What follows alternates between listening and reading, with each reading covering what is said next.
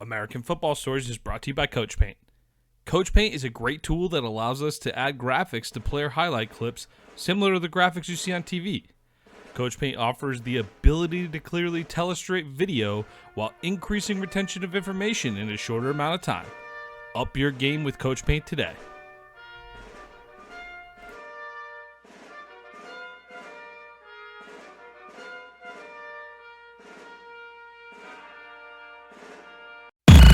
What time is it? Game time! It's gonna be special. They gonna talk about this forever. Welcome to American Football Stories. Puts his head down, crashes and spins, and dives. Touchdown! Bringing together the many perspectives that make up college football in the NFL. Football is one of the greatest sports ever invented. From players and coaches. Believe, baby, believe, baby. Hey, we playing to win right here, fellas. To the front office and scouts. The public is finally beginning to catch up, but they don't even know half the truth. Us against the world, let's get it. Your hosts, Robert Parker and Nick Knudsen, bring you American Football Stories.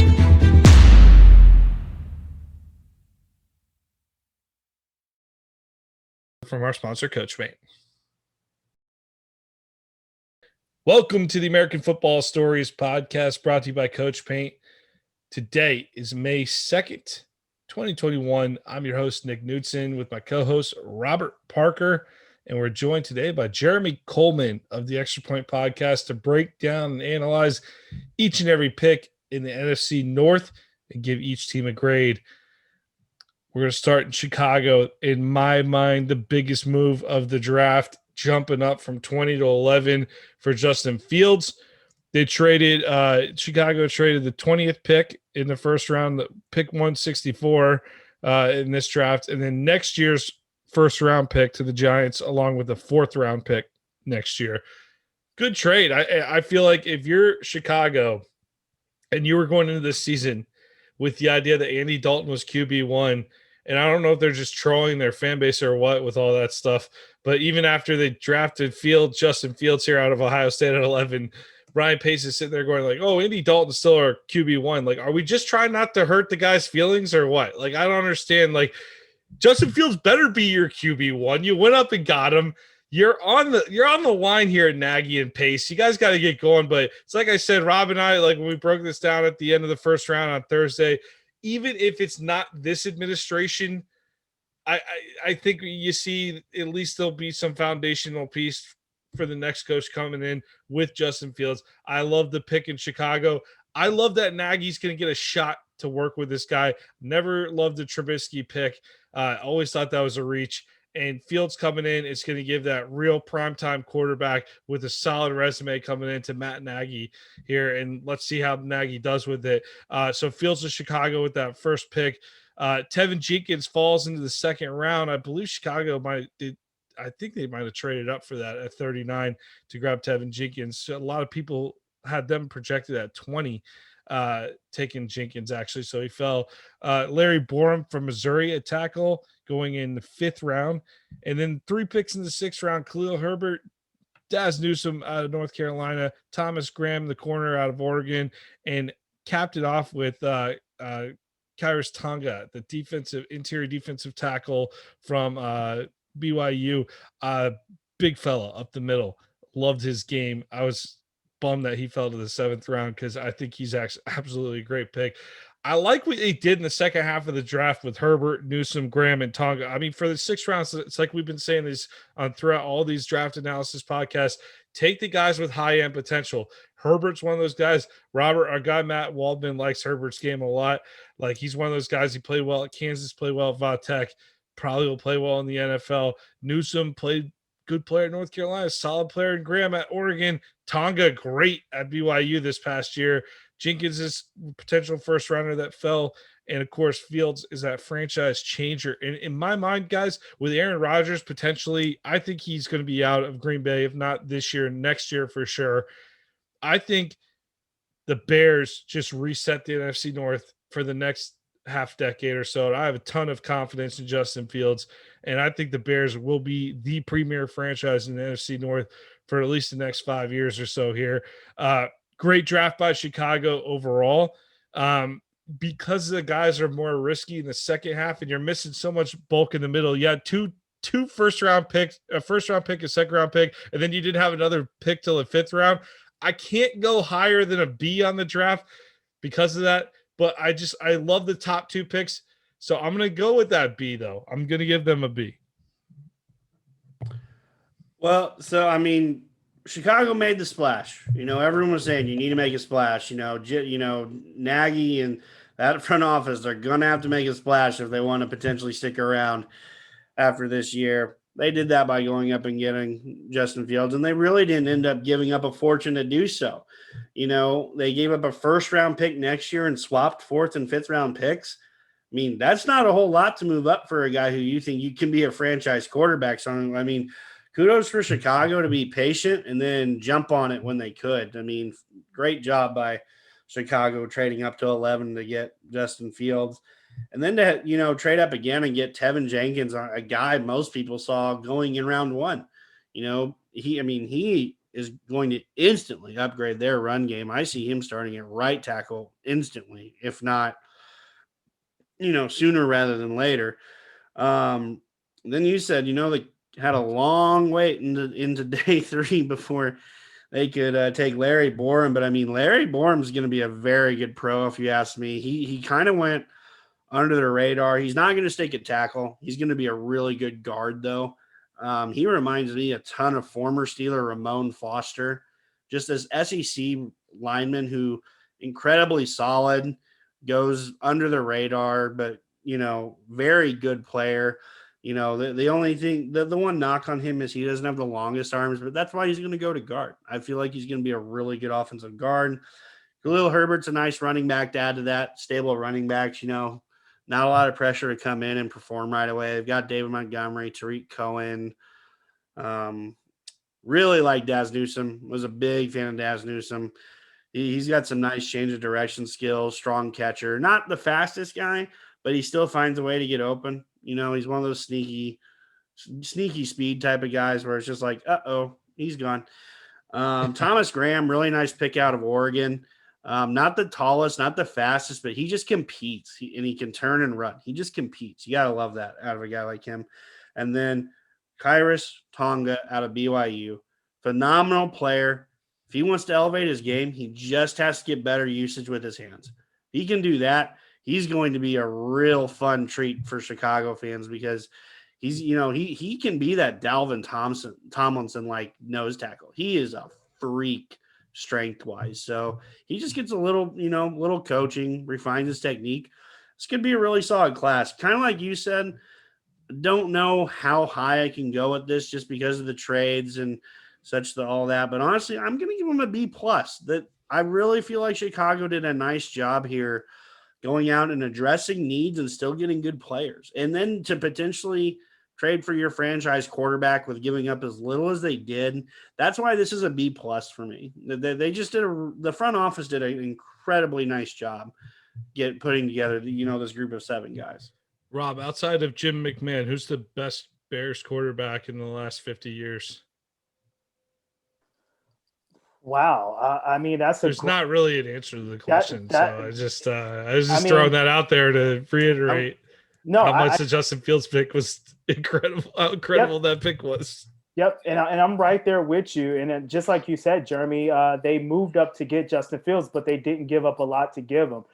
So with that being said, I'm going to give the Bears an A. I think they get a solid A for me because you mentioned this before, Nick. Aaron Rodgers, he might not play this year. And if he does, he's definitely not going to be with Green Bay next year. I know it's talks out there that he might retire, and then at the end of the day, you look at Minnesota, Kirk Cousins, he's kind of getting up there in age. I know he threw for 4,000 yards last year, but once again, he hasn't won anything so far. So with that being said, I think Justin Fields is your franchise quarterback for the next 10 to 15 years. And the thing about it is you have weapons that he can kind of come in and kind of lean on with, Tariq Cohen and David Montgomery. And, you pick up a Daz Newsome, at the receiver position, who I think is awesome. Just like you said, Jeremy, he doesn't have elite top end speed, but he's so shifty. And he's one of those guys that's just like, okay, well, he's not a burner, but he's always kind of open and he's making those,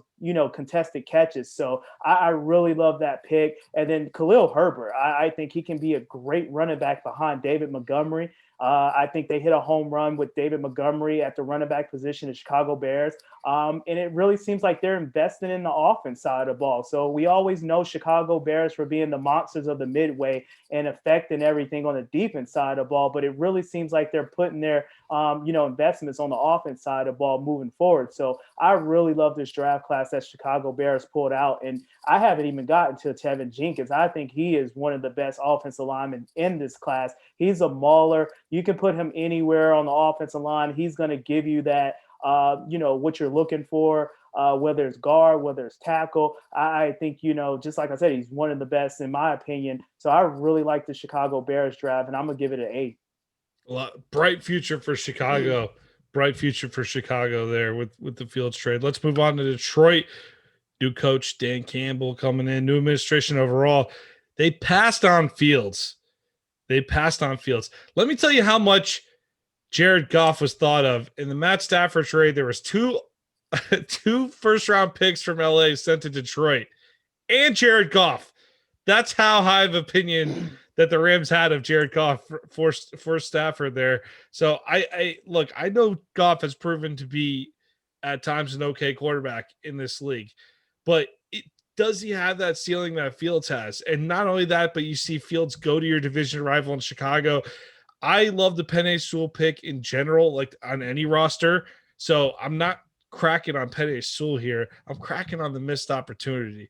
You missed a huge opportunity, and now he's going to haunt you twice a year in Chicago, Detroit. I hate that. That's one of my biggest critiques of this entire draft. But the Lions are getting a lot of praise for the guys they are bringing in. Sewell's obviously going to be a solid player. Does it change your franchise the way a quarterback does? I don't think so, but going to be a solid player. Levi Onwuzurike out of Washington, defensive lineman, defensive tackle. A lot of people love his game. Solid pickup in the second round. Mr. Kneecaps, Dan Campbell, working on those lines there. Alima McNeil out of NC State, another defensive lineman on the interior there. He's the guy that caused a little meltdown inside the Philly draft room that they didn't get him. So some talent there. Sticking on defense here, I fed to Meli Wanu. At one point I knew how to say these names, guys. I'm sorry. I'm getting we're grinding here. This is about our 6th podcast in a row. So out of Syracuse, corner out of Syracuse, Amon-Ra St. Brown, wide receiver out of USC, going in the 4th, another 4th-round pick. Derek Barnes, the linebacker out of Purdue. Good value on both those guys. And last but not least, Jamar Jefferson out of Oregon State. I know we talked I believe Jarvis was down on him a little bit. Mark Jarvis was down on him a little bit when we spoke to him, Robert. But he had a great season. Definitely showed out at times. And intriguing prospect there in the 7th round. So I like what Detroit did overall. It's not a knock on the players they took, but because when you factor in the fact that not only did you pass on Justin Fields, but he ended up in your division to haunt you for the next 2 years, I'm giving the Lions a C+ on this draft, even though I like the players. I like the players they're taking, but blowing the Fields thing, I think, is a big deal, and that's killing their grade. I think player-wise, they're about in the B+ range, but I'm knocking them down an entire grade for passing on Justin Fields because I'm angry at Detroit right now. So C+ for the Lions for me.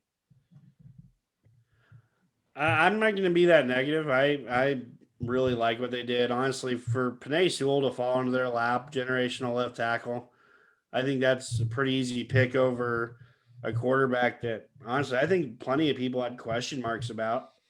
I think you're taking a way more sure product in Penei Sewell than you are Justin Fields.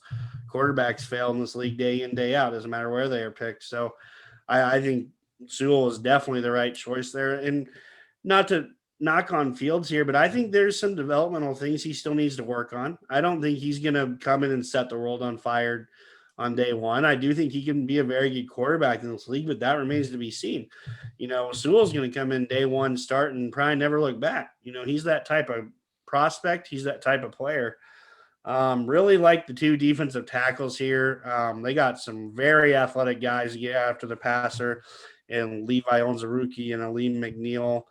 I mean, both are bowling balls on the inside. One is 6'2", 290. The other is 6'3", 320. I mean, that's just a heck of a tandem. And they're both just extremely quick, get off blocks and get after the passer. I mean, that's what Dan Campbell wants. I mean, him being a tight end, he knows the importance of the trenches. His first 3 picks did exactly that. He addressed the trenches. Efeto Malafanu, I mean, very good corner, a little grabby at times, but he's a long corner. A lot of people had him going a lot earlier. A lot of people had him as a second round guy. Kind of depends on your scheme fit, but he's a great pick here. 38th pick of the 3rd round. I mean, that's a great pick as your comp pick. Amon-Ra St. Brown, he's like another Juju Smith-Schuster. They are clearly a clone of each other. They both run decent, not great, but they're strong hands catchers, can run a lot of the routes, still get behind guys. Didn't really like this Derek Barnes pick. I know, Nick, you thought it was a good value pick. I think he's another 2-down linebacker, which is where my criticism comes from here. They were saying, oh, he's really athletic. It's like athletic in college, yes. Athletic in the NFL is a different beast. I just don't see him running with many, receiving tight ends. Yeah, he might be able to run with like a guy like Pat Freiermuth who runs a 4.8 or something. I mean, this is the NFL where you face, Darren Waller, Travis Kelce. I mean, elite tight ends every week. So he's a good run defender. He can double as a little bit as a pass rusher off the edge if you need it. Don't quite see the value here. And then to have such a drop off to wait all the way till the end of day 3, to get a guy like for Jamar Jefferson, I question the need for a running back. You already have 4 running backs on your roster that are going to make it. You already have Kerryon Johnson, DeAndre Swift. I mean, there's quite a few guys on that roster that have been there that just signed Jamal Williams. It's like, why are we drafting another running back? Just doesn't make a lot of sense. I know Kerryon Johnson's probably gone and after this year, but you can find running backs every year. I would have much rather them taken another swing at a wide receiver here, another corner, potential another linebacker, safety type, to help that defense, because, they helped out the trenches, but and a linebacker, but they didn't do anything to address the secondary, which is surprising. That's where I would have spent that last pick. Give me a guy like Matt McCann, from North Carolina A&T who goes undrafted, who ends up signing as an undrafted guy over a guy like Jamar Jefferson. But solid B. That's kind of where I'm at because I really like their first 5 picks. I do, but their last 2 I'm not on board for. Yeah, I'm right there with you, Jeremy. I'm not going to be too critical, but I'm definitely going to give it a B-. And the reason why is because, we've seen Jared Goff go to the Super Bowl. But when Jared Goff went to the Super Bowl, what did Jared Goff have around him? He had weapons. Todd Gurley was at his peak. He had, Cooper Kupp, Robert Woods, and those guys. And then he had a great defense. So me personally, I think, the Detroit Lions could have, instead of drafting Jamar Jefferson, just like you mentioned, went with another receiver because just like we said, it was a great receiver class, deep receiver class. We actually have some good receivers that just went undrafted as well. So I think they could have went at the receiver position a little bit more. But I tell you what, outside of Penei Sewell, I think their best draft pick to me is Amon-Ra St. Brown. And the reason why I say that is because, he is not the best athlete. And I know you kind of made that Juju Smith-Schuster comparison. He's just a football player. And I tell you what, Michael Pittman was on that team. Bruce McCoy, Drake London, Tyler Bonds, and week in and week out, he was the receiver that jumped off on film. Every Saturday, he jumped off on film. And, I know he's a little bit small for a receiver, but I tell you what, he's probably one of the biggest competitors in this draft. And he can take the top off of defense, depending on the scheme of the defense. He can catch you the underneath routes. And he was actually asked to play running back, in 2019. And he had one particular game I can remember when they ran a zone read with them and he kind of trucked the linebacker from Colorado. So that just goes to show you the type of physicality that he plays with, and he makes those contested catches. And I was reading an article, when he was at USC, he used to work out with the linemen as far as, lifting because, he's just one of those compact guys who just lifts the gym. And he's not the great physical receiver that you want, but he's just a solid guy. And I just love this pick for Detroit in the 4th round. So you want to give Jared Goff a little bit more weapons. So they kind of didn't do it, but they did address the needs that they needed, in the trenches. So I'm going to give it a B-, but I thought, it could have been better if they would have went, safety, or they went a little bit more at the receiver position. But I'm going to just give it a B-. And for the record, I understand what you're talking about. Maybe they could have had a chance to draft their franchise quarterback. They're going to have that chance again next year. I mean, they've got an extra 1st-round pick. They can move, they can move up. Who are the top 3 quarterbacks in next year's draft, Jeremy? I don't care who they are. I'm just saying I'm not a believer I don't in Jared think Goff, I think if Justin Fields came out next year, he'd be the clear-cut number 1 pick. I like Sam Howell, but I think Fields got more of the physical tools. Sam Howell's like 6'2", 6'1", 6'2". He's not very tall.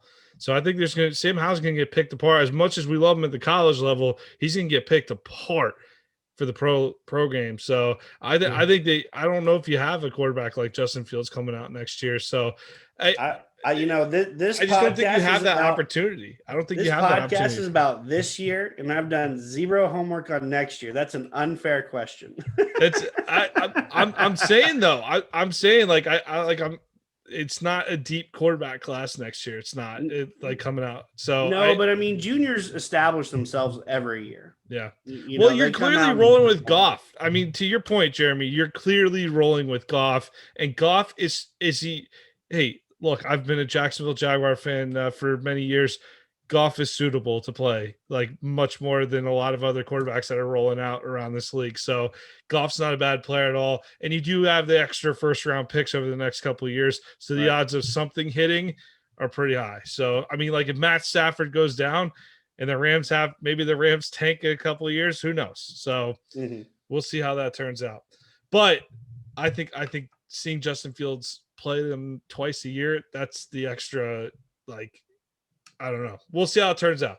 Green Bay going round 1. Speaking of a quarterback controversies here, let's go up to Green Bay. Aaron Rodgers says he wants out.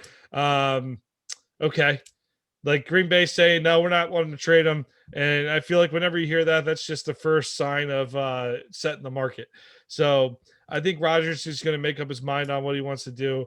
I would be surprised if he was not with Green Bay this season, but I think this might be his final year in Green Bay. That's what I think happened this week. I think that clock is ticking, but to make Aaron Rodgers happy, they took a cornerback in the 1st round to show we're listening, Aaron. And they took Eric Stokes out of Georgia.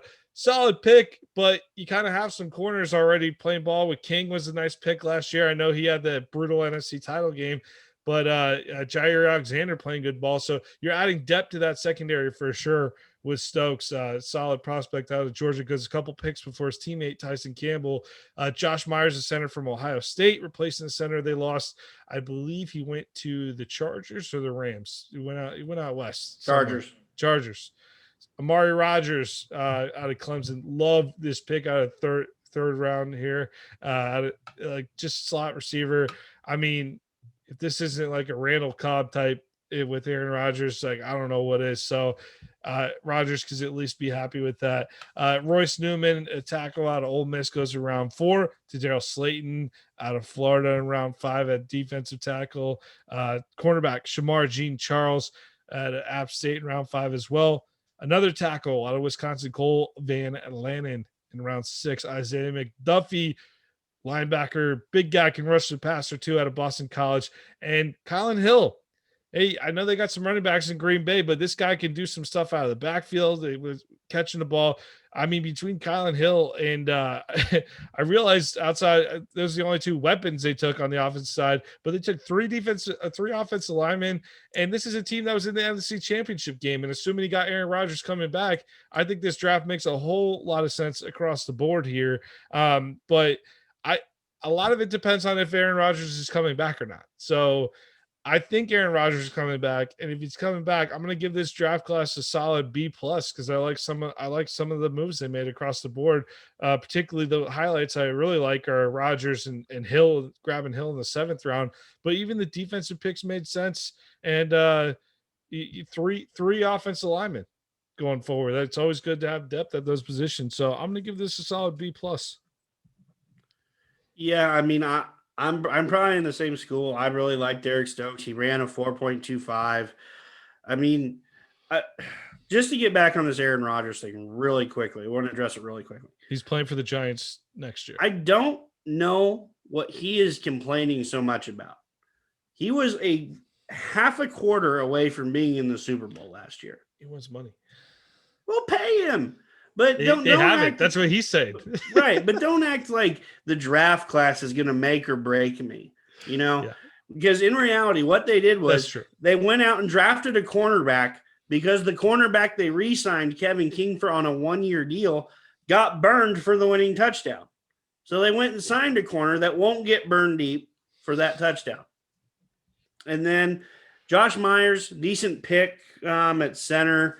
Honestly, they've had more athletic centers in the past, so I kind of question the scheme fit a little bit here, but he's a big guy who can move a little bit. Amari Rodgers, great fit. I think we all really like him. He should be slot receiver extraordinaire. He's also extremely well built for a slot guy, too. He's not going to be a guy that just falls down on first contact. He actually did some running back drills at the Clemson Pro Days just to show how well-rounded he was. Royce Newman's a nice pick. He'll move into guard most likely, but he's got the size and to be a good player, athleticism.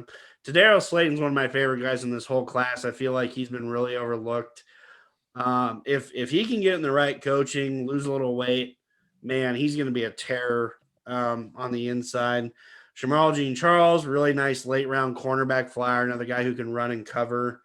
Cole Van Lannon out of Wisconsin, that kind of seemed like the hometown pick, but he's a solid tackle out of Wisconsin, they just breed guys there. Isaiah McDuffie, he's a very much like a Blake Martinez type of guy. I don't know if he has that type of upside. Martinez is a really special talent in the NFL to do what he does, but kind of in that same line of players. And then getting Kylan Hill in round 7 is an absolute steal. I mean, this kid lit up the SEC 2 years ago. Didn't play this year because he didn't want to deal with I'm only going to play 8 snaps a game because we like to throw the ball 70 times a game type stuff with Mike Leach.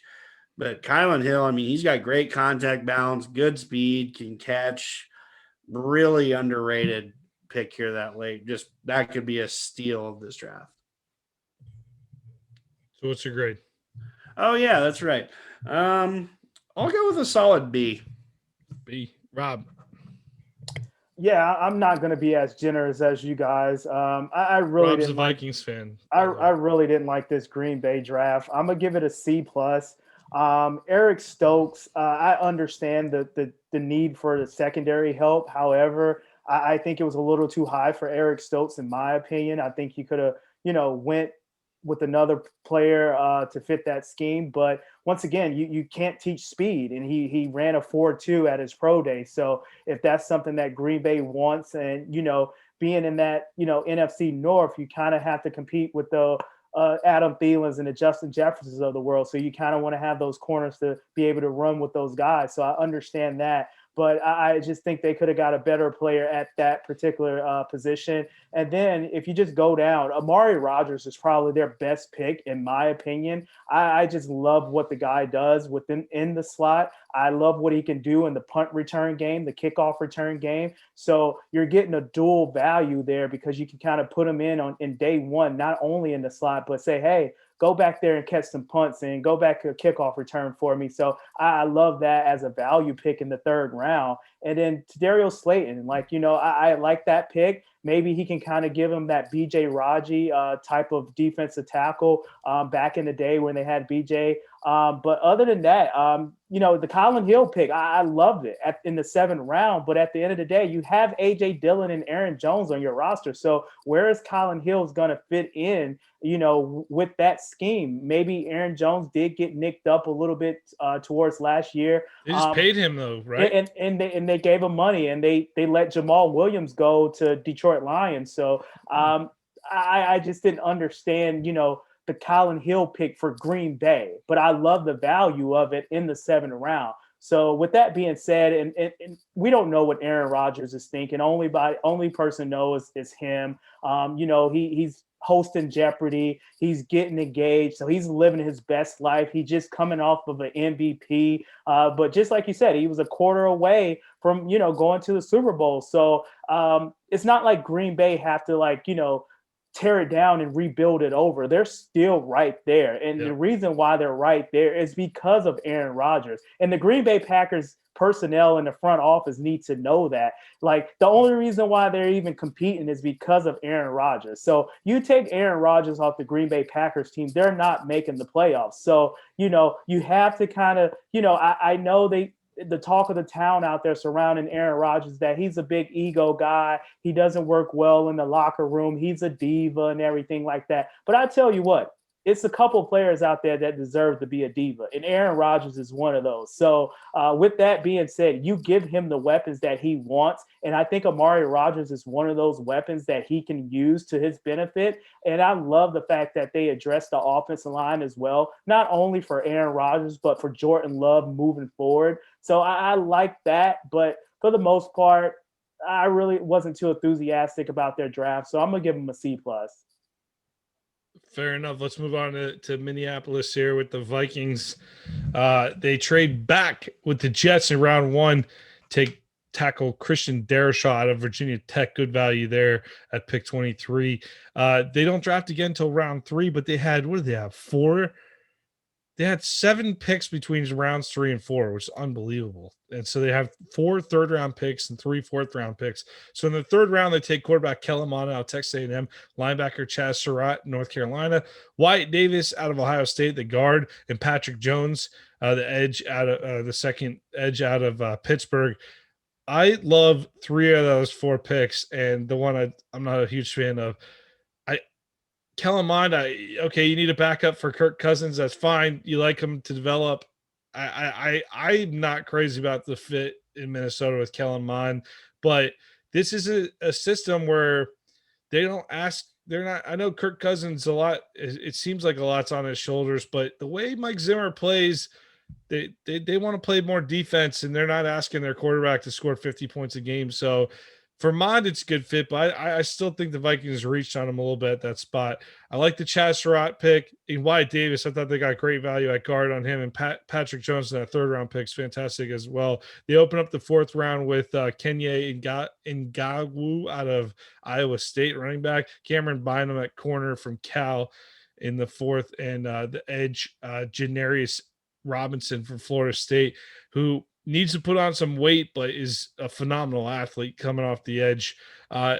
Love the pick out of Iowa in the 5th round, Amir Smith-Marset, speedy receiver. You don't think about Iowa as having great receivers, but they had a couple of good ones. Brandon Smith went undrafted, unfortunately, but he landed on the roster here. Tight end Zach Davidson coming out of Central Missouri Division II. It was on a lot of people's boards for getting drafted there, so not good value there in the 5th round as well. And Jalen Twyman out of Pitt, edge rusher. That's 11 players, folks. That's 11 players, all pretty solid. Definitely some game changers in there. I think Wyatt Davis will be a solid Viking for a long time. Like, it's all over the board, game changers in this draft.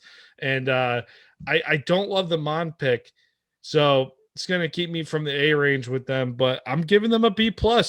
Being generous with the Vikings too. I really like what they did across the board. And when you bring in 11 guys, sheesh, that's a good start. We'll end this one with Rob. So Jeremy, what do you think?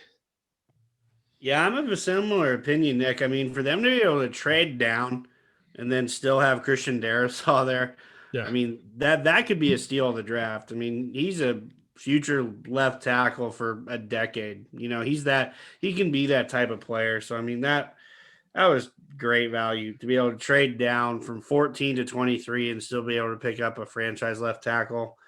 Then, like you said, Kellen Mond, I don't hate this pick with Kirk Cousins. Kirk Cousins contract, kind of always, and seems like it's in limbo. So, I mean, if they wanted a guy, getting a quarterback makes sense.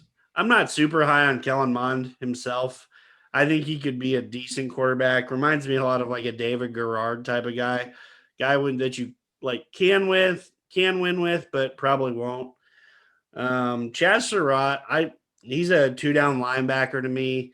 He's a really good run filler, though. Really good run filler. He's got some value for the Vikings. They like to rotate their linebackers. They like to play a lot of their base 4-3. I can see him playing well, and he's still kind of learning the position too. His ceiling isn't fully there yet. Getting Wyatt Davis in the 3rd round is an absolute steal / joke. I don't like when I saw him go off the board, I was just like, wait, he hadn't been picked yet?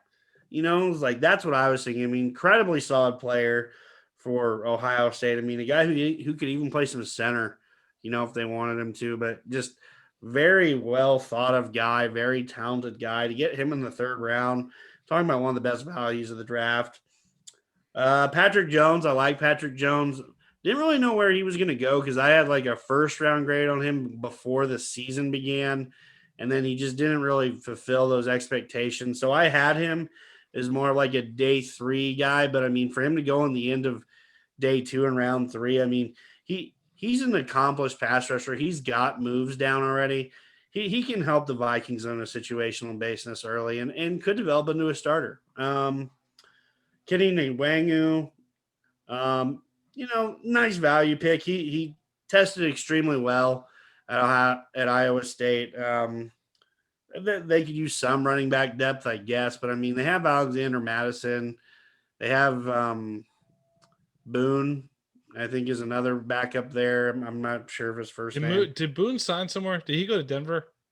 Yeah, Mike Boone. Mike Boone, okay. Yeah. Oh, well, so he's not there.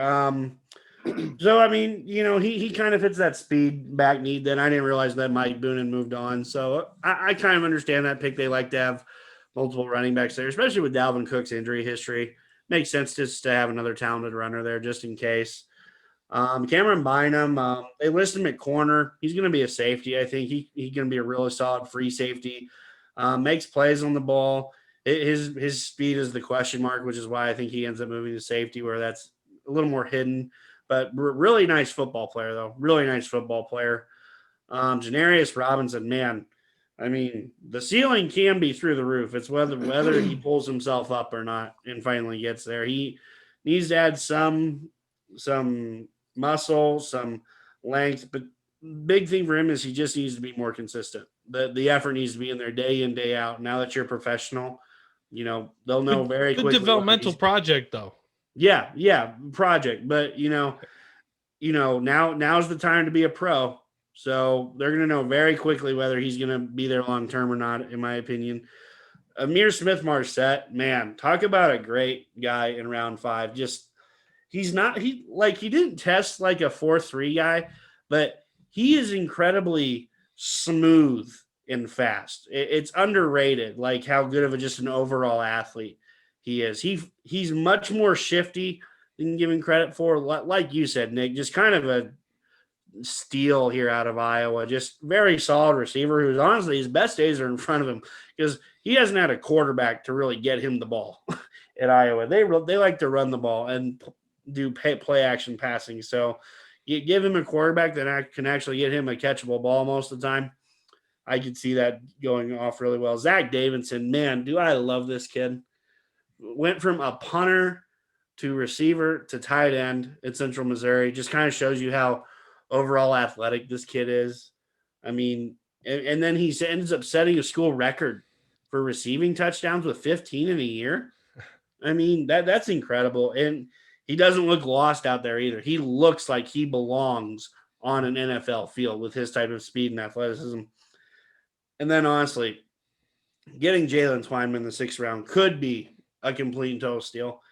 He is a guy who, however, needs to decide whether he wants to be in the league or not because he has immense talent. I mean, a lot of people were pegging him as a day 1 pick before the season started. And then he opted out and then just totally destroyed himself at his pro day. Ran like a 5.4, came in like super overweight.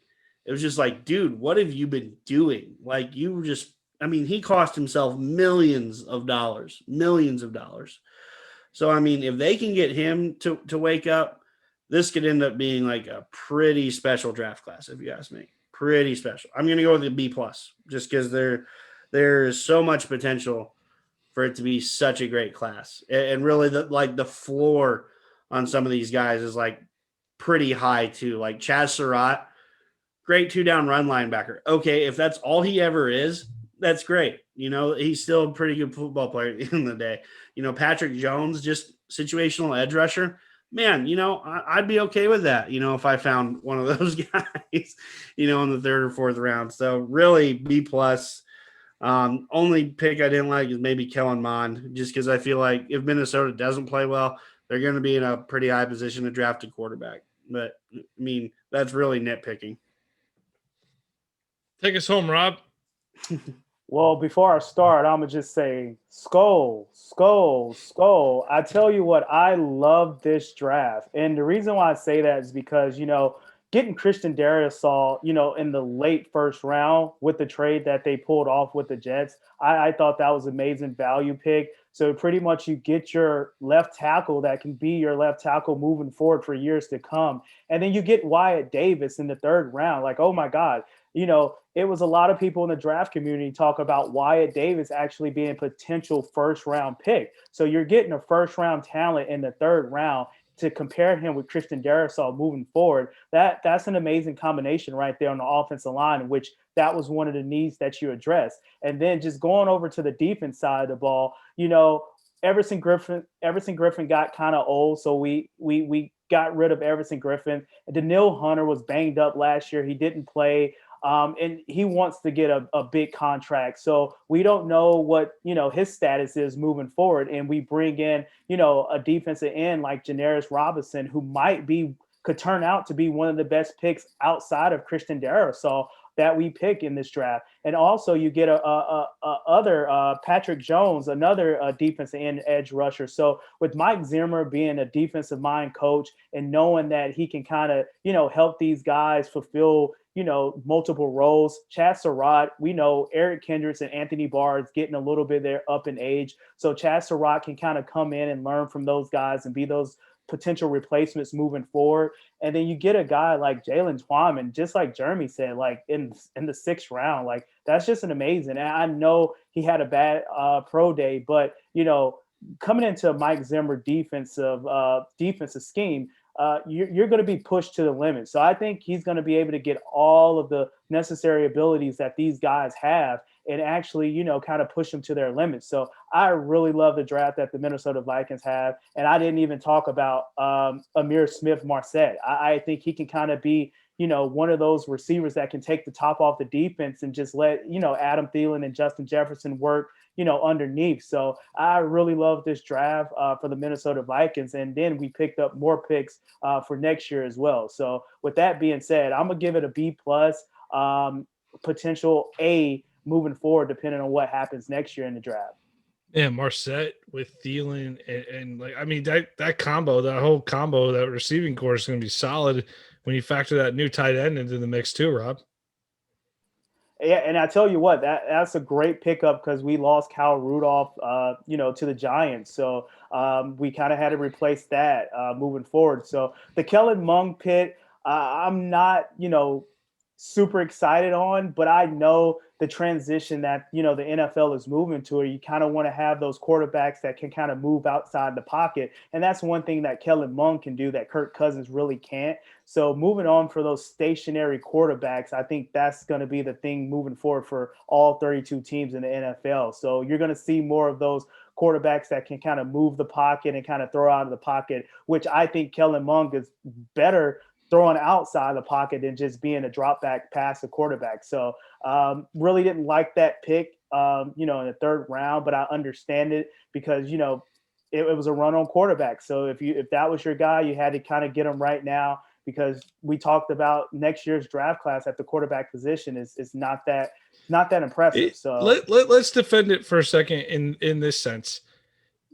You had 11 picks if you're Minnesota. So if you know that, and you're getting value. I mean, we saw the value they got elsewhere. I can I can take the Mon pick a little better than I do with, say, New Orleans, where you pick Ian Book in the 4th round and you only have 6 picks. Yeah. So you have about twice the amount. Roll the dice. You like the guy you want to back up in camp, and you want the next generation for Cousins potentially.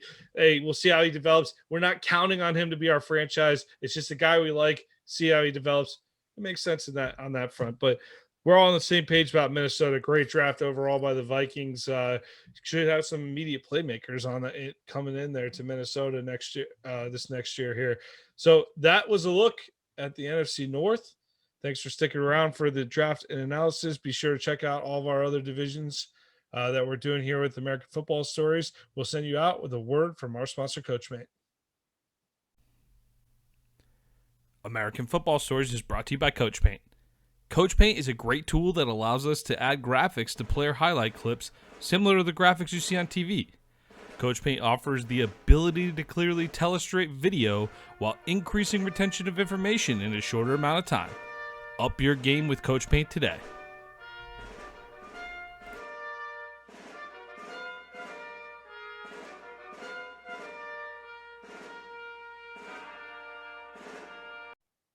Thank you for listening to American Football Stories podcast.